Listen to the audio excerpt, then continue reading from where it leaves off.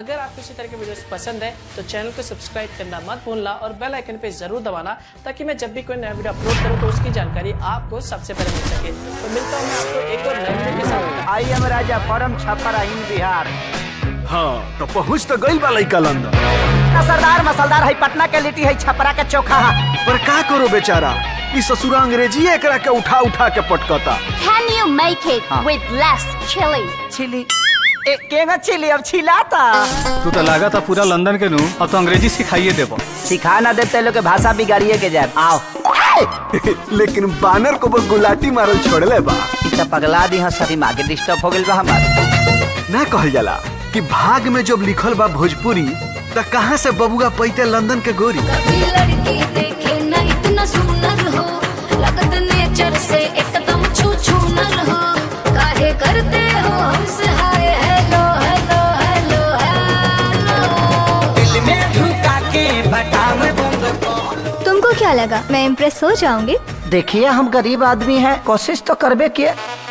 हमरा तरफ से तोहरा और दिया के रिश्ता के हाँ बा। ओ बबुआ की देसी लड़की चाहे।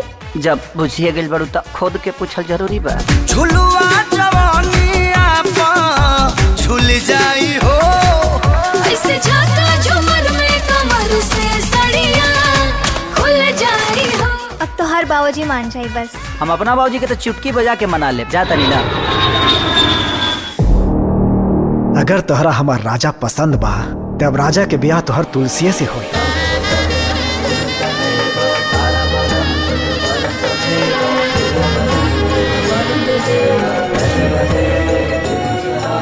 कुछ उलझन में बानी हमके कुछ टाइम चाहिए। हमरा से का गलती हो गई बा राजा, हम तो अभी ना मर जाए राजा।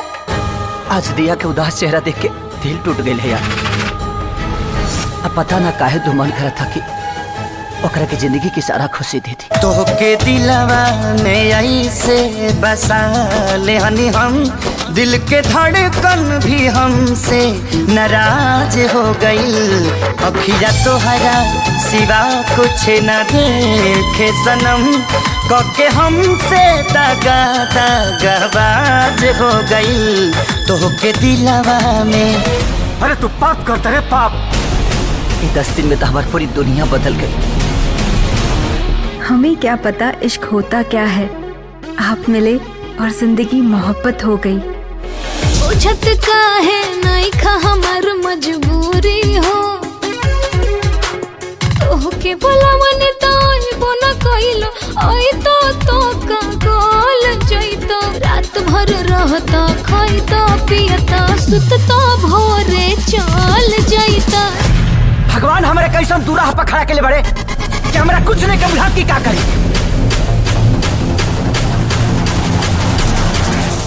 हमारा कुछ समझ में नहीं आवत कि ओकरा के हम कैसे बताएं कि हम तुझसे प्यार करेंगे। हम राजा जी की नहीं खिचोड़ सकत। बलम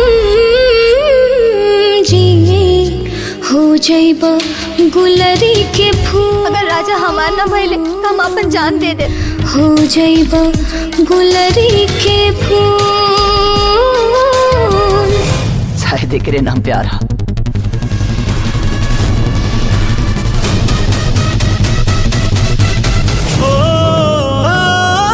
सैया जी